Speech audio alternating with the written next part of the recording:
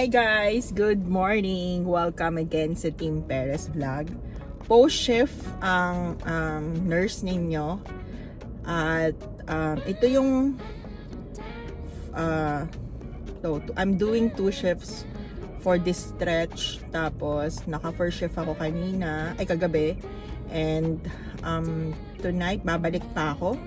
And 1 off and another 2. So guys, i-share ko lang kung ano ang ginagawa kong diskarte para makahabol sa usapang savings tayo, usapang financial responsibility ng mga nurses dito, lalo na sa mga papunta pa lang dito sa Amerika. At alam mo, clueless sa mga hakbang or steps na gagawin nating lahat na as nurses or sa mga hindi man lang nurses na nagbabalak dito sa Amerika na lumipat. Ako yung diskarte ko so far, mag-pick up ng extra shift parate every week as much as possible. So dahil nga ngayon ay full-time na ako sa trabaho ko, tapos na ako sa under agency contract ko, ginagawa ko na is nagpi-pick up ako ng extra shift para, alam niyo yun, makahabol ako sa savings na gagawin ko at sa mga plano namin sa buhay in the future while we're here in the US.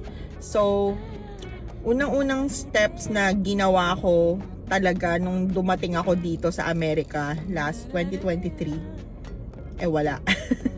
Guys, aminado ako, matanda na ako guys. I'm adult already. At alam mo yun, sa upbringing natin sa pamilya, hindi talaga kanya-kanya, it varies talaga na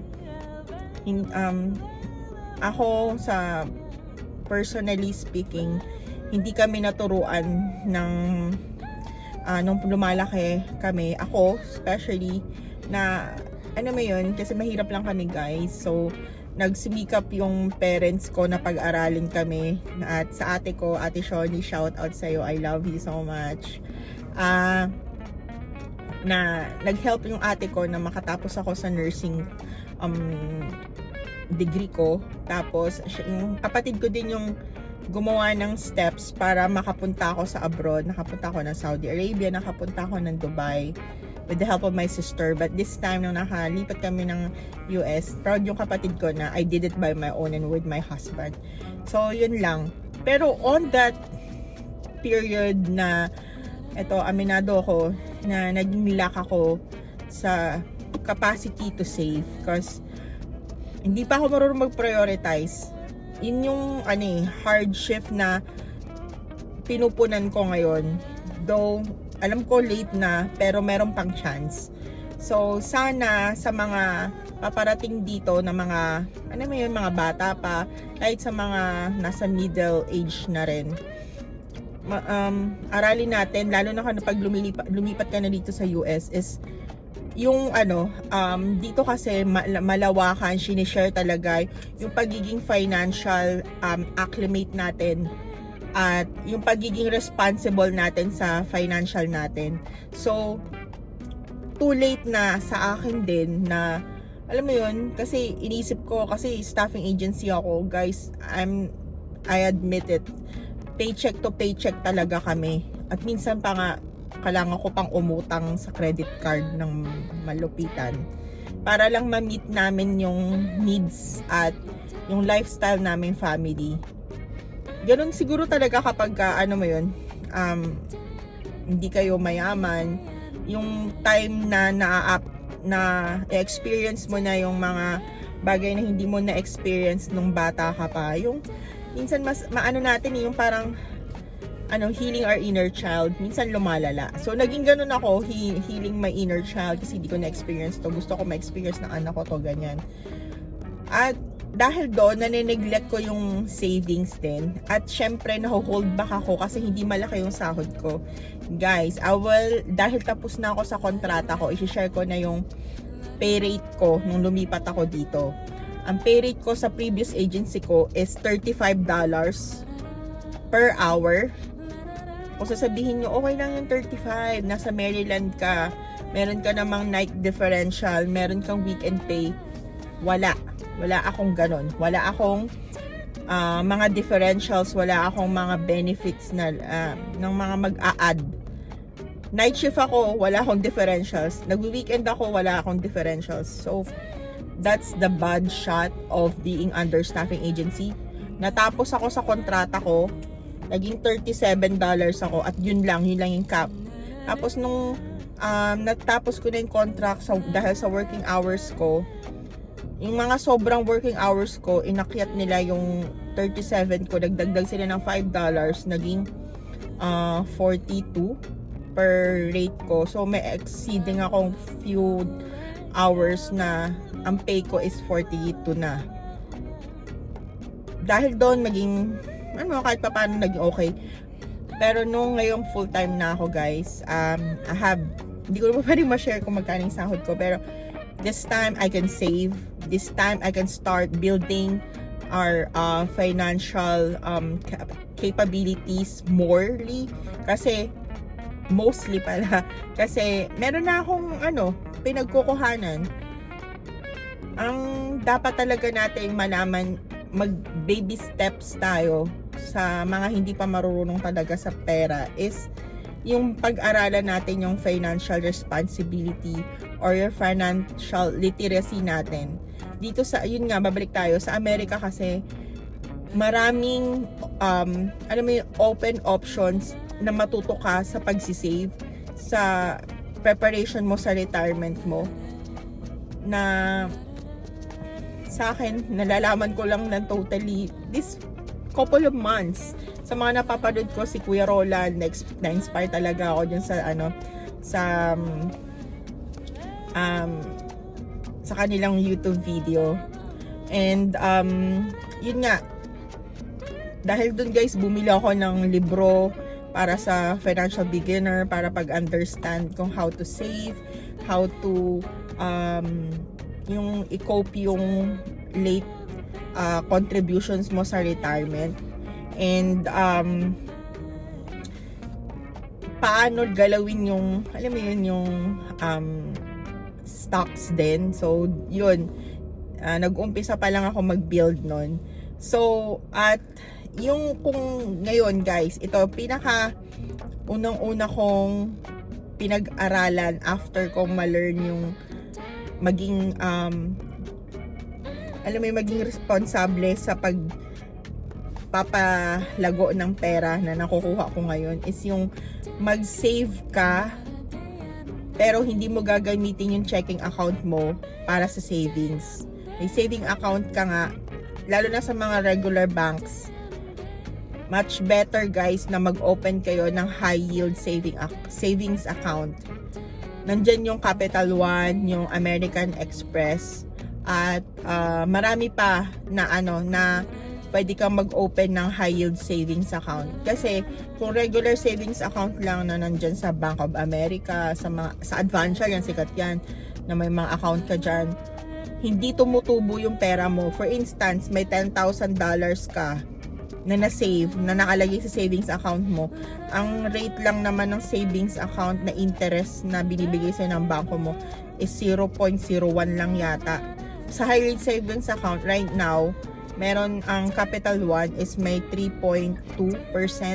So, i-compute mo na lang kung yung 3.2% ng $10,000 mo annually, annual pay, annual rate yon, magkakaroon ka ng more or less $345 annually. Pag month, every month may papasok sa'yo na $45, parang ganyan. So ano yan, guys, libreng pera na yon galing sa bangko, kasi sinave mo yung nakalagay dun sa high yield savings account mo, yung iniipon mo, kumikita ka kahit wala kang ginagawa na additional. So free money yun ang sinasabi nila.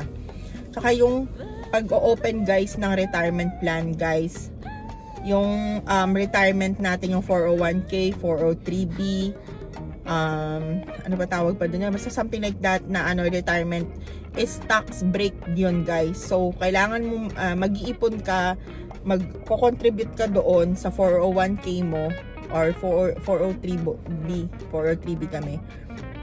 Tapos may mga cap yan So, hindi ko masyado madidiscuss ng ikakat ko muna yung video to tapos pag-usapan natin yon.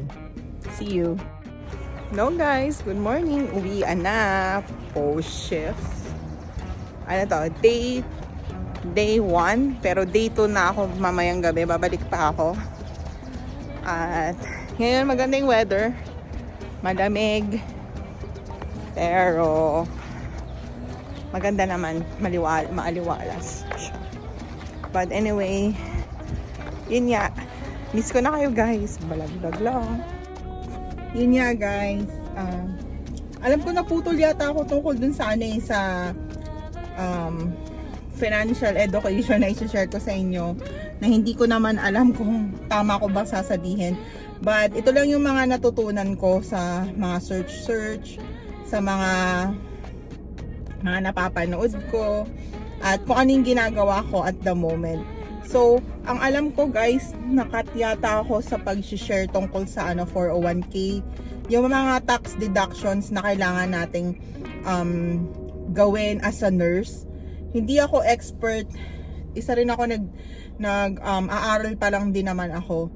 So, dahil nga, yun nga, share ko lang na gumanda naman na yung income ko at this point kasi after ng agency status ko, ngayon full-time na ako na nurse.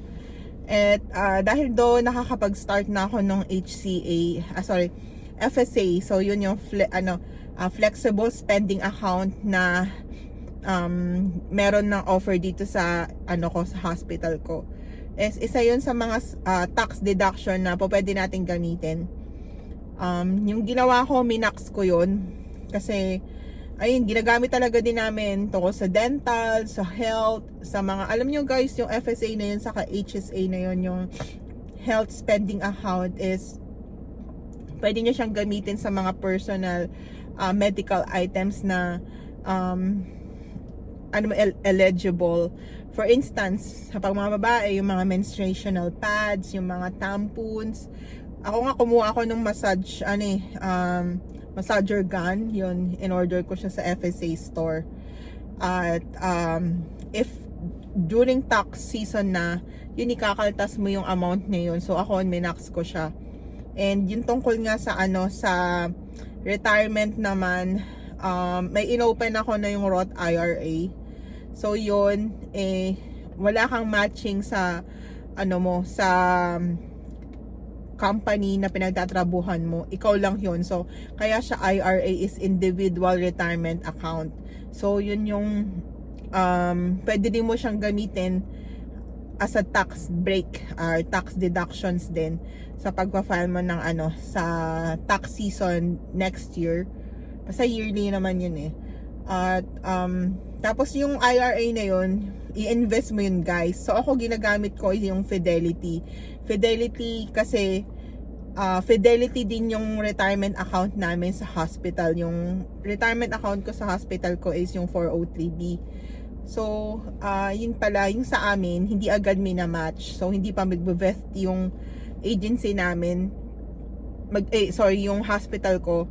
Mag-vest lang sila after a year. So far, full-time ako pero nakaka 3 months pa lang ako guys. So, after 9 months more, mag-vest na sa akin yung mag-vest na sa retirement ko yung hospital namin. At sabi nila, kung kaya mong i-max mo. Alam ko 25,000 this year Yung IRA din pala this year 7,500 yung max nun. Kaso hindi ko pa kaya kasi meron ako mga dapat isi-save. Tapos yun nga, mga tax break nga. And meron pa akong ginagawa yung encourage ko kayo guys encourage ko kayo guys na if magsisave kayo, ito talaga huwag kayong magkakamali.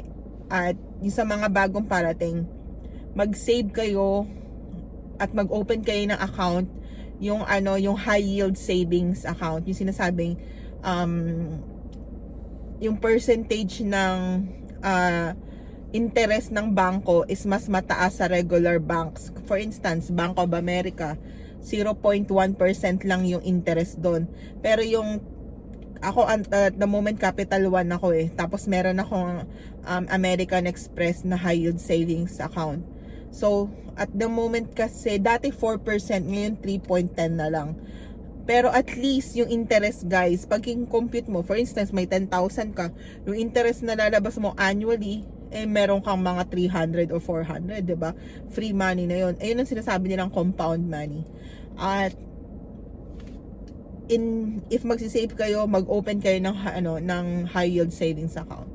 So, yun guys, uwi muna ako. At tutuloy pa rin natin to. Sa mga may question tungkol sa pagsisave, sa paano yung financial education, mag-comment lang kayo. At I will encourage you to read, research. Yung sa mga reels, guys, marami yan. Kagaya nung kasi yung Call for Leap, si Money Guy, at saka si Gordon Ramsay. Nakilala ko lang din siya kay Sir Roland yung sa Guzman family. Okay, Sina, uwi na mi.